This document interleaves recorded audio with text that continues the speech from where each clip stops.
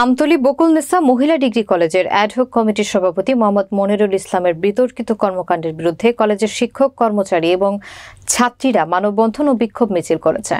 আমতলী প্রতিনিধি এস.এম. নাসির মাহমুদের প্রতিবেদনে থাকছে বিস্তারিত।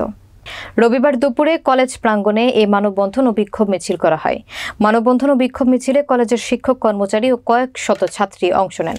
কলেজের ভারপ্রাপ্ত অধ্যক্ষ মোসাম্মদ ফেরদৌসী আক্তারের সভাপতিত্বে মানববন্ধনে বক্তব্য রাখেন কলেজের সহকারী অধ্যাপক প্রণব কুমার সরকার, মোহাম্মদ মুজিবুর রহমান, মোহাম্মদ বাছির উদ্দিন, হেলেনা খানম, মোহাম্মদ বসির উদ্দিন, সৈয়দ ওয়ালিউল্লাহ, মোহাম্মদ কবির হোসেন ও মোহাম্মদ জয়নুল আবেদিন সহ আরও অনেকে।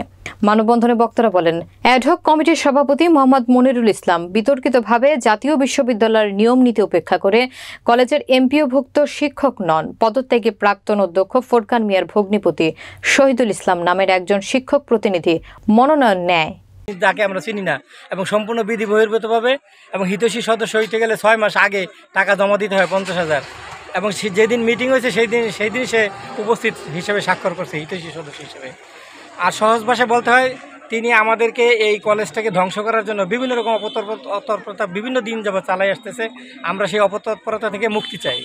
বিশেষ করে জাল সনদের অধ্যক্ষ ফোরকান মিয়া আমাদেরকে প্রচুরভাবে প্রতিষ্ঠানে ক্ষতিগ্রস্ত করে আসছে। বন্ধনের মূল উদ্দেশ্য হলো আমরা আমাদের সমস্ত শিক্ষকদের সম্মিলিতভাবে একটা সুন্দর কমিটি আমরা করছি এবং সেই কমিটি জাতীয় বিশ্ববিদ্যালয় কর্তৃক স্বীকৃত। সেই কমিটিকে জাল ফোরকানদারি, সে হলো জাল সার্টিফিকেট ফোরকানদারি, সে হলো এই কমিটির বিরুদ্ধে মামলা করে সে কমিটিকে এসে করে সে একটা কমিটি করে নিয়ে আসছে।